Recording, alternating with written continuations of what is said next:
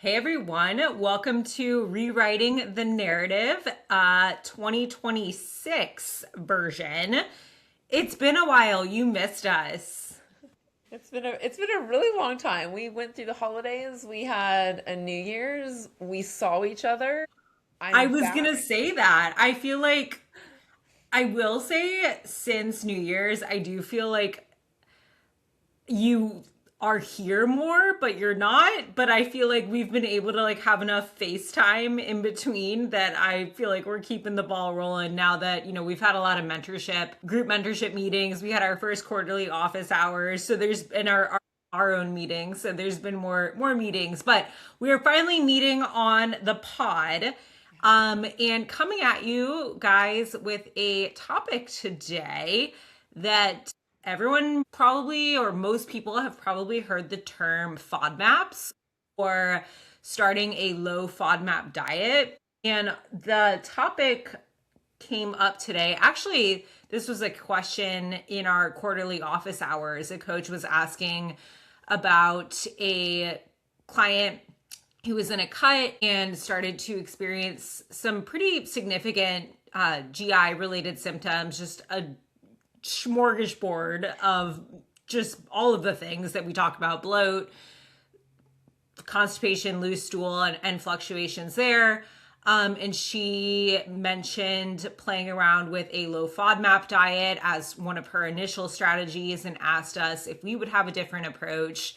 And then, I did see a post, I will just say, on Instagram that triggered me ever so slightly about if you have digestive symptoms, point blank, any digestive symptom, to just start a low FODMAP diet as step one. And that's what we want to talk about today, is why that may not be the step one, and a little bit of context around kind of why, and the harms of offering that advice, or for anyone listening, who isn't a coach or doesn't have a coach, possibly why you may want to love on some FODMAPs. But before we even get into it, Mary, do you want to give me a definition, or do you want me to read? Because I'm not going to pretend that I can pronounce all of these sugars. Yeah, no, Mare, go for it. I'm Let's not going let's to read put a you on the formal spot either to definition. be a beautiful enunciator of them. But go. No, I was gonna say if you just go ahead and read the like a formal definition, I think that that works totally because I'm not gonna pretend that I have like a hard definition of what FODMAPs are specifically memorized for sure. Yes, so FODMAP stands for fermentable oligosaccharides, disaccharides, monosaccharides, and polyols. And these are short chain carbohydrates that ferment in the intestine. Which is not a bad thing, guys. We want to say that right now. Fermentation is not a bad thing. Right, you may have heard, ooh, fermentation. I know sauerkraut and kimchi or yogurt, people talk about as far as like fermentable foods. Those are well, yogurt, is a FODMAP. So there's these different sugars, and you can look at, a list, but lactose, sorbitol, mannitol, for example, are some of the sugars that we're talking about here. And in the case of, I'll say, bacterial overgrowth, or a case of severe bloating, loose stool, sometimes constipation, low FODMAP diets are recommended, because if we have an environment in the intestine where we're already having fermentation and bacterial overgrowth, or we're having slow motility or dysregulated motility, so that process of food moving through the digestive tract, if that is already little flared up or not working as effectively as it could or should, then those fermentable carbohydrates could potentially exacerbate the issue. Yeah, exactly. And I think one thing that you and I think we said it on the office hours, but I think it's important to say here is that that's like really helpful because obviously we don't want to exacerbate, someone who's having sensitives, or again, if there is that overgrowth, we don't want to exacerbate that. But I think where some people, or we all lose the mark, and this is even with an injury, right? We lose the mark. Symptom relief does not necessarily equate with improved digestive capacity. So this is where that advice Although I think that both of us agree that it's not bad advice and it's not wrong advice, we just believe in more nuanced advice because we never would want to elicit a fear based decision on a client. We would not want them to have the belief that, hey, we have a digestive concern, just removing these foods, or these foods will always cause issue. We never want that to be the inherent belief that we are portraying or that we are giving. But if there is issue, this could be a move to one, just get someone a little bit more comfortable while you work on those deeper issues that could be going on. Because like I said, it's the same thing with an injury. Just because something does not hurt acutely anymore doesn't mean it's actually healed. Same thing with our gut. Just because you're not having pain, gas, bloating that is, I'm going to say, excessive, does not mean that things have healed up and we're in a good place. Right. Yeah. So that's where like the whole key with any type of food elimination is the goal is that it is short term. And I say that and we'll get into kind of steps and whatnot. There may be certain foods that happen to be FODMAPs that just always make you feel a little bloated. And it might also, this is something else people forget, there might be a threshold or a tolerance level. I see that with dairy a lot. I can say for myself, I don't buy pears or Brussels sprouts because those are like my two foods that just make me a little bloaty and gassy. Now, Thanksgiving, Brussels sprouts, roasted, you know what? Love ya, fam, but I'm going to be a little gassy maybe and take that quote risk because it's not harming me, but that's just the way that my body I found responds to those foods. And how did I know that? Well, at one point, okay, let me backtrack. Mare, have you ever done a low FODMAP diet just because you saw it on the internet? Yeah, absolutely. Me Actually, I too. didn't even do it for digestive reasons. I did it. We did it for it was like fat loss because of digestion. Like it was just Oh God. I know, so out in left field. I went like completely left field with it because I thought low FODMAPs were bad, and it was like Yeah, anything else. You same. hear it's bad. You hear I don't know anything. You're like, oh, this is bad. I shouldn't do it. So low Right. FODMAP all the rage. Right. And now we're talking about eliminating foods that are definitely not bad for us. I Like, know. I mean, avocado, like mangoes, like, garlic, onion, like foods like that. I remember being like so terrified of like a seasoning that had like dried onion in it. I remember like not letting myself buy avocados. And granted, I did have digestive issues and I did need to have a strategy around that, but the just kind of blanket statements of like take these foods out created like a lot of fear foods for me.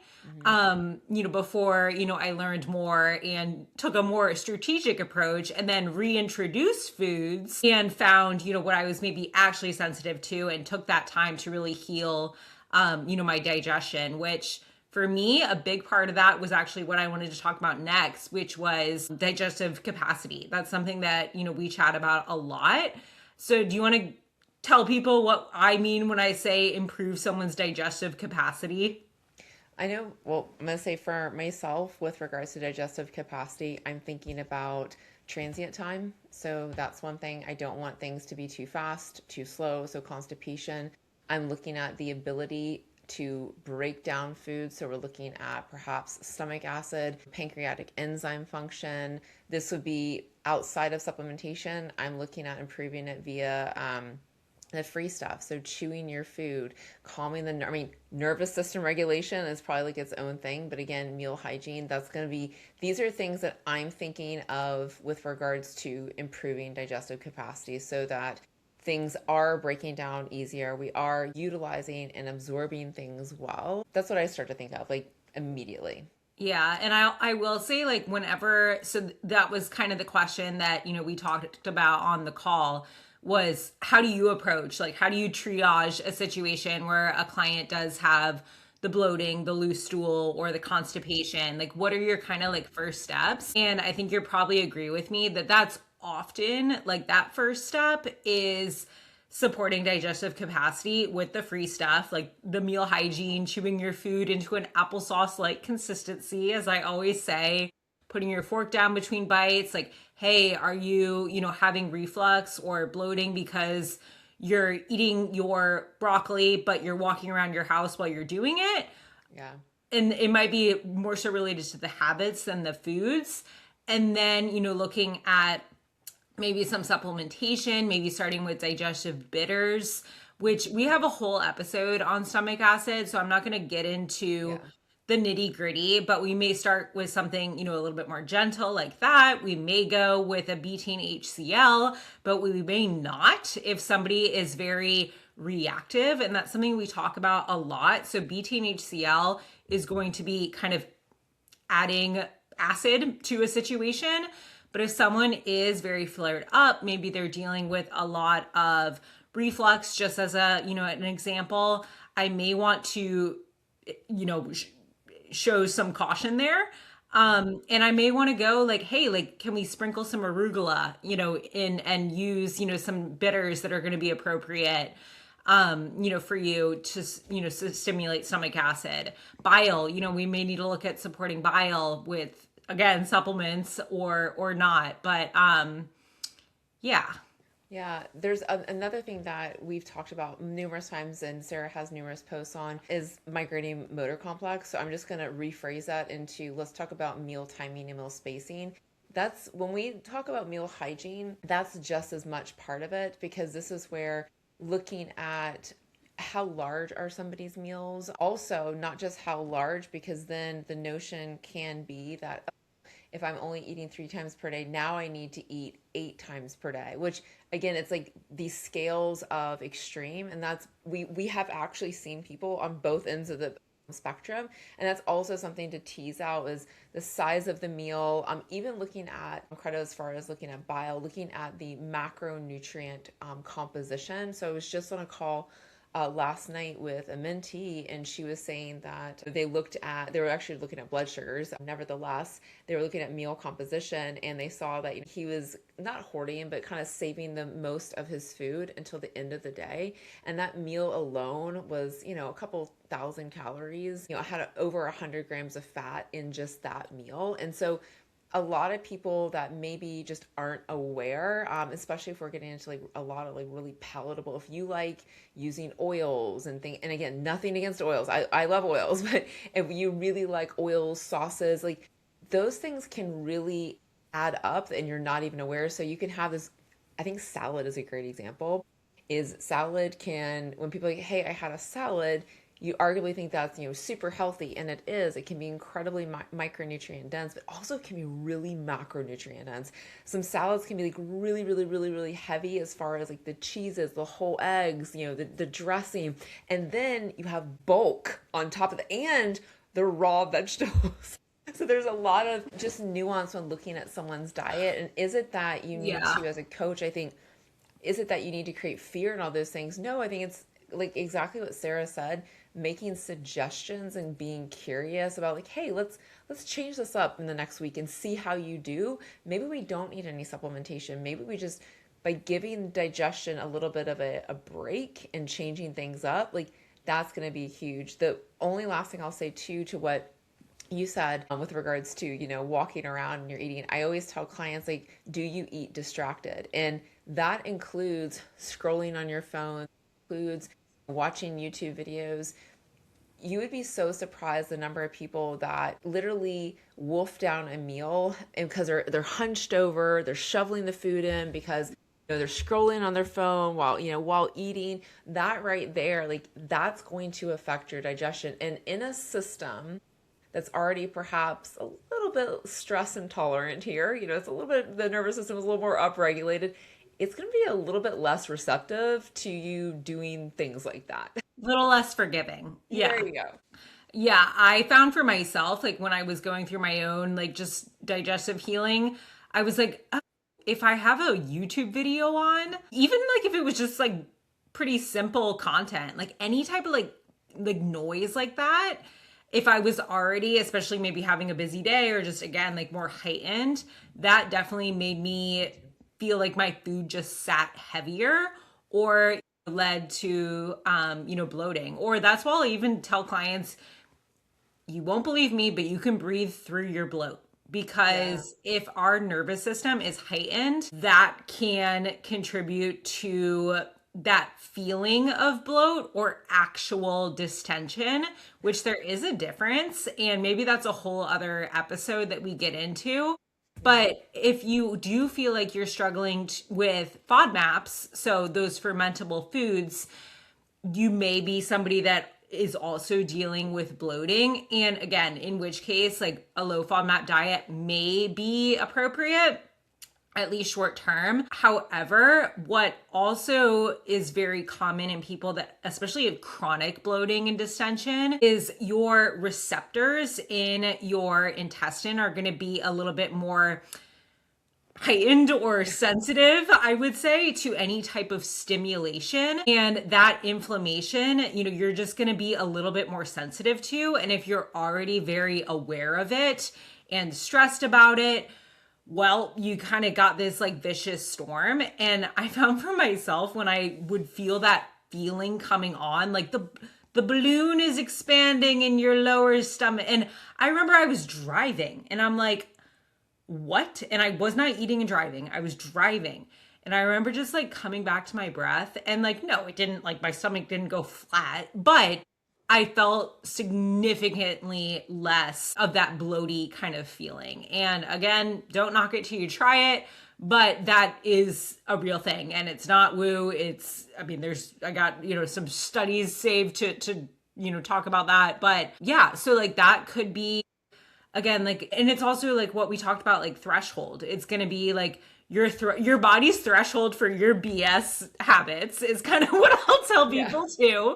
And then also like maybe it's just a threshold to the amount of broccoli, that you can handle or how much yogurt that you can have, in a week. And to your point, as coaches, too, it's really important that we take a stepwise approach to troubleshooting because like using your salad example, it could be the lettuce, it could be the cheese in the salad, it could be that you still are using fat-free, sugar-free dressing that just has like a laundry list of, I'm going to say junk. And you'd be Yeah. way better off using the olive oil, and or whatever, a different dressing that has some good fats in it and maybe even some mindset things around food too that we need to address.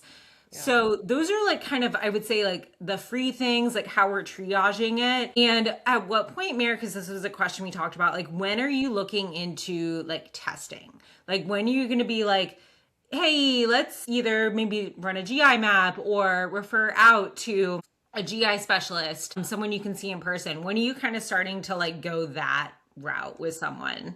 I'd say once we have locked in the free stuff, the foundations, the easy stuff, if anybody has come to me and obviously those free things are already locked in, they've been locked in and they maybe even have normalized, not going to the bathroom or being bloated at the end of the day, or they tell me, when we talked about on that office hours is, I can't eat meat or I don't digest meat, like just things like that that they take as normal and it's been long term. I'm absolutely saying, hey, like we should be looking at this with a GI map for sure. Yeah, I'm with you. Any like, like we talked about on the call, like any bleeding, any like, blood and stool, like vomiting, like, anything like super severe, like obviously is definitely a refer out. Um, and then, and Mary and I are big at about talking about, we don't withhold testing from people. Like we would never say like, oh babe, like, you haven't been able to go a week without alcohol. So, we're not going to do the GI map. Like, if that, we're just going to have a conversation around it. Like, Yep. or I'm sure you do the same. Like if I'm, on a call with someone, maybe, like a coaching client and we're going to start up with one-on-one coaching and they are having just digestive, related symptoms, I'll have that conversation of like, hey, this is this test I like to use. This is roughly, how much it is. And I would like to start here as far as, our game plan for coaching, the first month or so. However, I wanted to, put this on your radar because We could be, depending on the severity of someone and like you said, how many habits they already have locked in place, maybe we order the GI map, like, and, start on these habits or, whatever. Like we kind of put together a timeline based on you as an individual. But it does take time to get those results back and whatnot. But if we can save you $350, let's do it, Exactly. Could not agree more. We never withhold testing, but we always make sure we offer it. But I think you said it so well. We make sure that the person is in the position that they understand that ultimately, if those free things aren't in place or at least not working on, that's still going to be step number one. Like you can't out Berbering this, right? Right. And that could make it worse, which brings me to my Yes. next topic. So, speaking of GI maps, I cannot tell you how many GI maps I've seen that have low Yes. levels of bacteria, low levels of beneficial bacteria. So, you guys may know that we have these good gut bugs in our microbiome. Everyone's talking about them right now. That's what your probiotics and prebiotics are for. Can often see people having digestive related symptoms with low beneficial bacteria. So it's not always a case of overgrowth. Sometimes it's a case of someone not properly absorbing food. Again, like there's a nervous system component. We haven't even talked about how hormones, as in like steroid hormones, estrogen, progesterone, could potentially impact digestion. So it's not always a bacterial overgrowth or, candida situation, Yeah. right? Well, it's So, I want to say it's interesting because like you bring that up because the very thing that we're talking about with regards to FODMAPs and FODMAP foods, these guys, as Sarah said, they help produce short chain fatty acids through fermentation. Well, guess what? One of many things, but guess what helps feed some of your good bacteria? FODMAPs. yeah. And so our foods to add for gut health guide, if I'll put it in the show notes, but if you download that and you're someone that maybe comes from a background of doing a low FODMAP approach, you may be like, "Oh my God, but so many of these foods like are bad foods or foods that I can't have or shouldn't have because of these issues." And you'll see there is a disclaimer that not all these foods will be appropriate for everyone. However, yeah, those fermentable carbohydrates are super important. Those sugars can be, really good for you Yeah. and your gut health. And I mean, more beyond gut health, I mean, these foods are packed with nutrients, that we're talking about. So, yeah, that's definitely a case where like we would not 0 to 100, but we Yeah. would start, slowly increasing those types of foods that somebody has in their diet. Like, hey, like what you said earlier, like just changing foods up, that's a huge recommendation that I'll often make to clients is like, and not even all new foods. Hey, go pick out 2 new veggies this week. Or, if you always buy green beans, let's try some asparagus. Asparagus is a prebiotic, asparagus is a FODMAP, and it can maybe make your pee smell a little funny, but that's okay. You'll be fine. That's a genetic thing, actually. Did you know that? Yeah, I've heard actually I heard that from I'm gonna name drop like old school that many people probably this day and age may not even know, which is really sad, but Poliquin. Oh, yeah. Okay. Yep, that's where I I like heard his that. split squats. Yeah. So anyway, TMI about asparagus, but back to kind of topic on hand. Yeah, I will say, and then post gut protocol. Like Yeah. maybe we do use some berberine. Like maybe you do have small intestinal bacterial overgrowth, and we do that short term low FODMAP diet. And short term could be 3 months. It could be, a couple of weeks. Again, it is just kind of depending. It could be longer. Yeah. Couple things with that. During a low FODMAP diet, we need to focus on the green list, the Yeah. list of quote approved foods. Which is Because baby huge. girl, that list is a mile long. It's like I created a PDF of that one I'm because visualizing it. it Yeah. was like 7 pages long. And like so I was always like mystified when everybody was like, it's I'm so limited, on and I'm like, how? Like it's Right. 7 pages of food in like size like 11 font. So that's double the big thing double is like lines. still focusing on diversity within a low FODMAP diet. And then again, like just like we took that stepwise approach to figure out, what was going on, or, again, our course of action with the healing, as far as like reintroductions, we're going one food group at a time. So maybe we start with sorbitol, for example, and add some blackberries. Maybe, and like something like that. Like I probably, that's a whole other podcast, but I wouldn't start with dairy as a first step. But, I may say like, hey, what food have you been really, missing? As far as like, hey, I really want asparagus, whatever, whatever it is. And we start with that, and we take that stepwise, approach to recommending the reintroductions. Cool. So is there anything else that you feel like we missed? I feel like if you're guessing this much, start with the basics, and then honestly, like, stop guessing, because it's just so much mental gymnastics. And that's where like I would reach out, I would have someone check your blind spots. Coaches, like, don't like look at those food diaries, like definitely, do our due diligence here. And we just really need to ensure that as an industry, and it's hard on social media too, right? Like the clickbaity stuff, obviously, like attention spans are short, but there's not a this or that. There's a whole person to consider here. And this one gets me fired up a little bit, because I get a lot of consult calls or clients who are afraid of a lot of foods. And the last thing I'll say with those reintroductions, it's really important to mentally be in a good spot too. I would say with some of those reintroductions, especially if it's a food that maybe you've been afraid to have for a while. I'm big on that kind of mindset, approach to it within a meal. Yep, I couldn't agree more.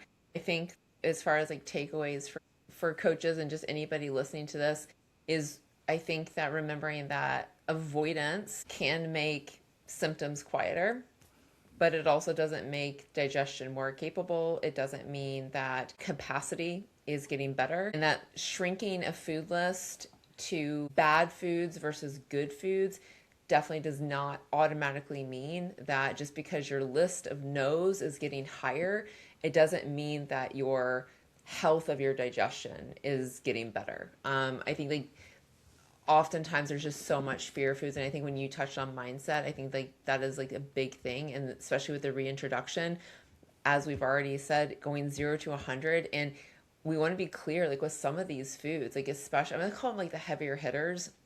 For some people, everybody has their thing, but the garlic, onion, dairy, and I'm going to say like beans, what a portion is as far as a reintroduction may not be the portion you desire. So reintroducing something like beans, you're probably not going to have a bowl of chili, my friend. You're probably going to have like a quarter cup on something.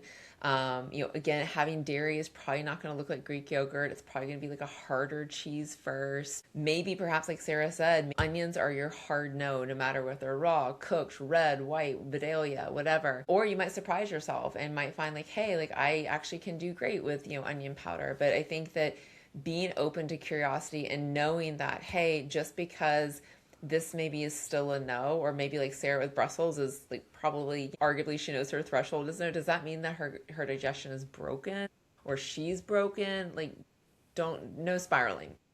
No spiraling. We're big on that. Oh my gosh, I'm thinking of one off the top of my head. But before we go, I do have a fun question. So this one is going to be brought to you guys by Legion, our friend for evidence-based supplements, and we love their efficacious dosing. Use code FORD if you do check out anything. It supports us and the show. But Mary, what is your favorite FODMAP, high FODMAP food, and maybe a way that you eat it? Oh my God, there's You have to pick one. And yeah, I'm making you pick one. Okay, so I'm gonna put a disclaimer. I do not have one FODMAP that is my favorite, but I will pick one that I've had today that I thoroughly enjoy regardless of time of day, and it actually has multiple FODMAPs in it, and that is my current Greek yogurt parfait concoction. I am Tell us obsessed. about it. It is amazing. So it is Greek yogurt mixed. I put protein powder in there, and then I take specifically my favorite, because I'm a little bougie of a sister, I specifically love the Costco three berry blend frozen berry mix, which is blueberries, It's a blackberries, good and one. it's like really, really good. I'm gonna say Walmart actually, no, Publix also as a second runner up, and then Walmart surprisingly would be a third, but theirs has strawberries in it. Anyway, but you take your Greek yogurt with protein, and then you can put stevia in it as well. So here again, I'm just loading it up.